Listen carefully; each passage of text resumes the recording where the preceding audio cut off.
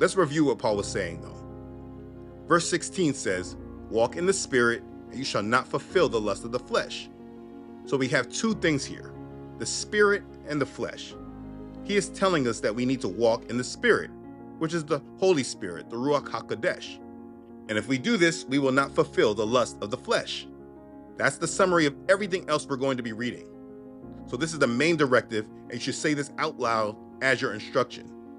If I walk in the spirit, I will not fulfill the lust of the flesh. Again, if I walk in the spirit, I will not fulfill the lust of the flesh. Remember this, because as you go on with your days, if you keep this in your understanding, you'll be better able to correct your missteps. But first, you must understand the difference between the spirit and the flesh.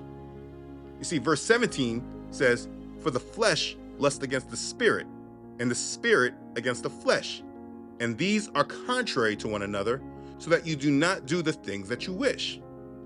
So now you're understanding the conflict. The spirit and the flesh are against each other. They are contrary to one another. Both sides are trying to get you to yield to them individually. The flesh wants you to be led by it, and the Holy Spirit wants you to be led by it as well. And they are fighting against each other so that you do not do the things that you wish.